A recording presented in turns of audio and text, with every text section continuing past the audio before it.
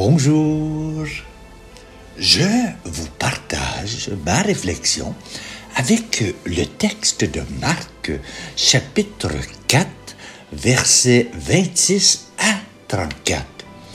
J'ai retranscrit le texte sous cette page pour votre compréhension.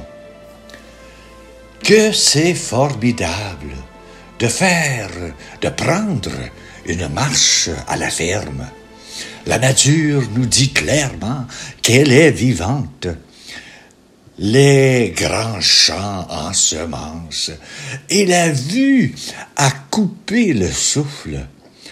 On ne peut jamais s'habituer à voir la grandeur de la création de Dieu. Dans le texte de Marc, vite, on comprend que le grain qui pousse tout seul, c'est à la manière d'agir de Dieu.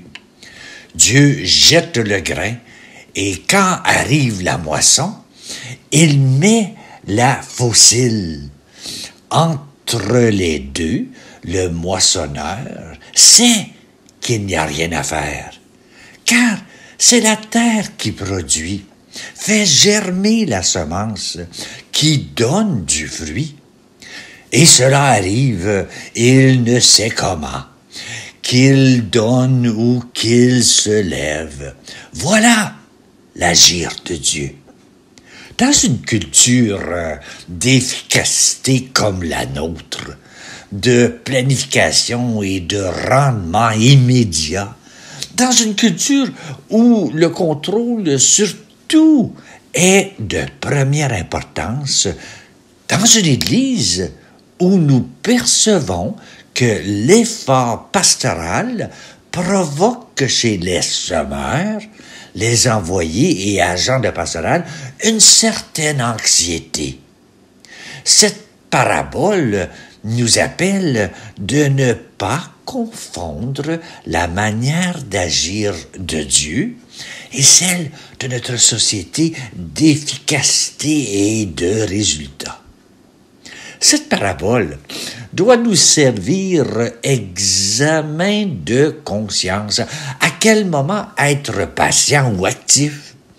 À quel moment il faut semer et à quel moment il faut aller se coucher? Le vrai disciple est celui qui passe avec succès cet appel à semer en sachant que le processus de croissance se fait sans lui. Il pousse du seul pendant la nuit. Le disciple ici, c'est bien toi et moi. Ça me fait réfléchir quand j'accepte de passer de nombreuses heures à travailler à faire un clip vidéo où je tente de parler de Dieu. Je sais maintenant, rendu à mon âge, que je n'y peux rien. Ce n'est pas moi qui s'occupe de votre cœur. Dans le fond, comme chrétien, j'ai bien compris ce texte de Marc. C'est l'Esprit de Dieu qui nous rejoint, pas moi. Est-ce que c'est de la magie? Je ne pense pas. Cette semence pousse, mais j'accepte de ne pas voir. Dire que nous sommes des semeurs tranquilles. Il faut écouter cette parabole. Mais cette parole de Dieu qui est un appel à imiter le semeur tranquille. La sagesse orientale dit « Ne pousse pas la rivière, elle coule tout seul ». Ne nous efforçons pas de contrôler la parole. Ce qui est en notre pouvoir, c'est de contempler ce mystère du royaume qui grandit sans nous. C'est de nous émerveiller avec le cœur que nous, humains, de toute culture, de toute race, de toute langue, sommes le chant de Dieu. Dès le début du texte de Marc, il donne le ton à la grandeur de ce qui est petit, d'une graine de moutarde, la plus petite de toutes les semences, et qui devient un arbre qui abrite les oiseaux du ciel. Ce que nous dit cette parabole, semée dans le champ du monde, c'est qu'il y en a, nous, en chaque humain, une graine de sainteté. Et oui, toi et moi, on est appelés à devenir des saints. Le Semeur a jeté en nous une graine de sainteté avec abondance et sans calcul, parce qu'il veut que nous portions un beau fruit.